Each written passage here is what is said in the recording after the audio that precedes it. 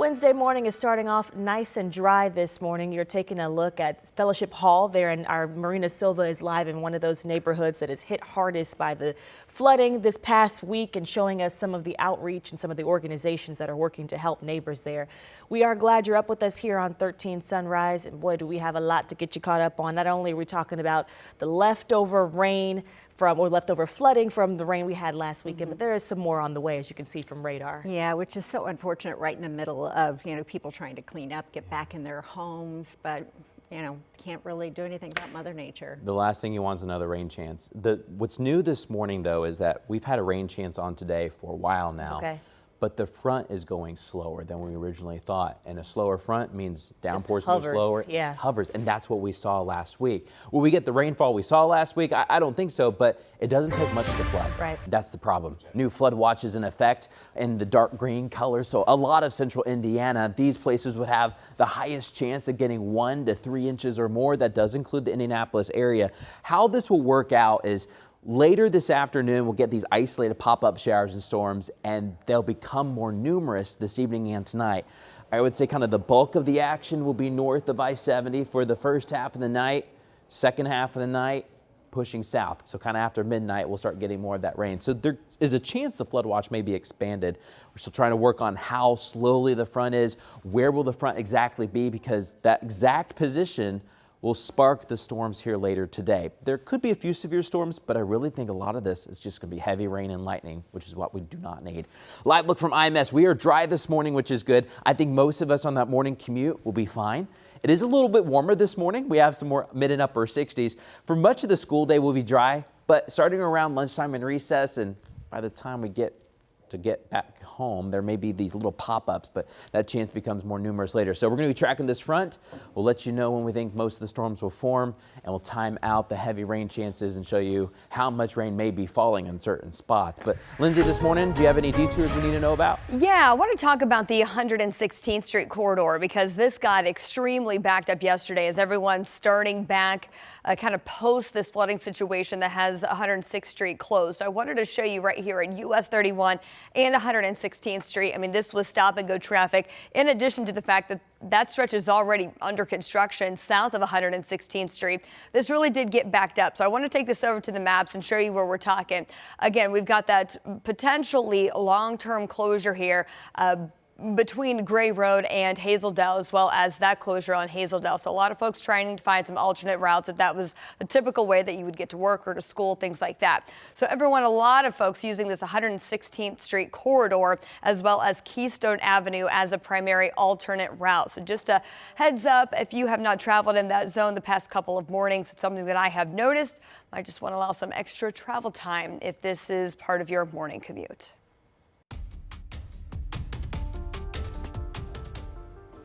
All right, thank you, Lindsay. It is back to another day of major cleanup this morning as neighbors in Ravenswood can finally get back home after flooding. Yeah, but then the cleanup has to start, and Mayor Hogsett has been pushing for federal help, hoping disaster declaration will bring much needed resources. Marina Silva is in that neighborhood this morning showing us the cleanup efforts. They have been underway, thank goodness, right, Marina? Absolutely. I want you guys to take a look at this dumpster right behind me. We're in Riverwood Park right now, and it's full. And there's even another one on the other side of it, both full, as people return home and already start to clean up. One of the main things I'm seeing is carpet. People are pulling up that flooring in order to make sure that there is no mold in their house, and really just starting all of that cleanup. The city cleared the area for return around 6:30 on Tuesday night. And earlier in the day, Mayor Joe Hogsett visited some of the communities in the area to really see the damage and talk to the residents. He says he's briefing with his counterparts every day in order to best help those affected, and he's hoping the city can get a disaster declaration from FEMA in order to help people get the resources they need. I'm not saying that there's any kind of lack of commitment, but there's just a lack of resources right now, and we're trying to assess how to get a hold of the kind of resources that individual families need. Now, a decision from FEMA could take 7 to 10 days once Indiana has submitted all of those damage reports. That's according to Governor Mike Braun earlier this week. Now, we're back here live in this cleanup, not only fueled with people in the community helping. You know, I've seen so many local people stepping up to help in people's times of need, but also across the country. So I'm going to introduce you to an organization that goes around the country helping during natural disasters. So that's coming up at 6:30. Back to you guys. And the help is much needed. Thank you, Marina. We'll see you soon. Well, since last Wednesday, we've been hearing stories of Hoosiers who never thought flooding like this would actually reach their neighborhoods. Yeah, in Yorktown, that water hit a place much of the community relies on. The Yorktown Public Library had to turn people away this week because the water damaged all the books there, computers, and really anything from knee height down. Librarians did go to check those books out to throw as many away as they had to. All of it has to be replaced, and we, of course, know that will take time. It hurt my soul. Books is my job, books is my business, books is my life. It was really, really hard to do. We don't have flood insurance. It's never flooded here, ever. This is the first time. Well, the library does have a lot of information on its website of where you can donate money to help with this. They say they don't need books right now, but they tell us that it may take months before they can finally get back open and back to normal. And this Saturday, Yorktown leaders are coordinating a community cleanup day. So if you do need help, there's a survey they're asking you to fill out. And really, that's only so they can connect you with the correct volunteers and your location. The survey will also help connect people with the cleaning supplies, food, and other items they may need. We have a link for this for you at WTHR.com. And while all of this cleanup continues in so many places, some neighborhoods have gotten lucky and avoided flooding. Yeah, and the city of Indianapolis is crediting floodgates. They were able to close them before a lot of that rain came in and piled up for some of these neighborhoods. Anna Chalker is in studio this morning sharing how these work and the emergency activation the city put in place. Anna, good morning. Good morning, ladies. You may have really never seen them before, as they look like just concrete or brick walls if you're driving down the road. But the county has more than 100 in total, and more than half of them were closed this week. This one here on your screen, this one's in Broad Ripple. It was closed late Friday night before the rain came in. And this one, it rolls. Those panels hide inside the concrete, and then the crews move them out. Now, this is just one of the types of floodgates you'll see around the county. Some of them require crews to manually put in panels and seal them. This is one that you'll see here in a moment off of 52nd and Sunset. That one there on your screen. It took crews more than an hour and a half to put in place there. And while each of them are built a little differently, all will shut off parts of roads and walkways with a purpose to protect people and property from flooding from the White River. Does become necessary at certain levels of water for us to then essentially close these openings within the levee to try to minimize impact as much as possible of those rising waters. DPW has not closed this many floodgates at one time in more than 40 years, but we did have a few that were activated in April 2025.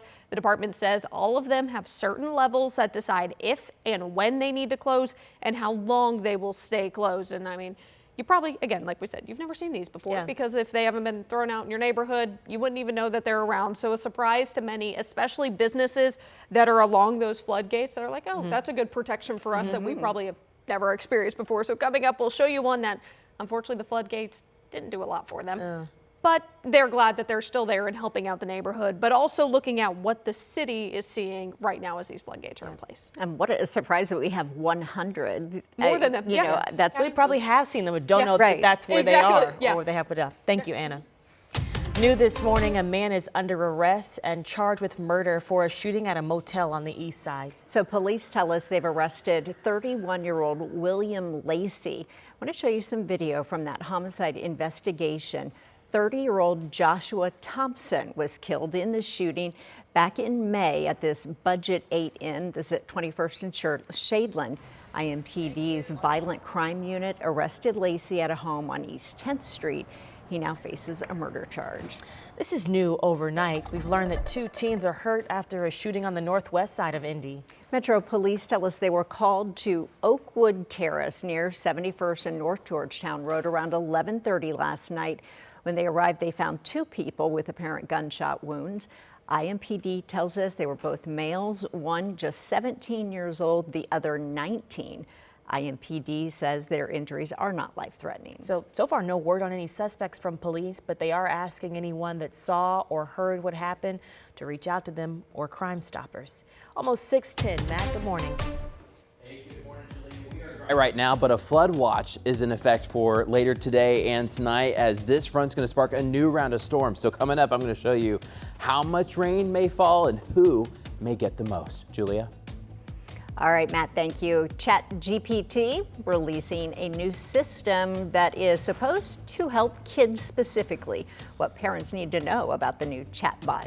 And a last-minute deal keeps major tariffs on goods from Canada. It prevents them. We'll tell you how long until it might come back.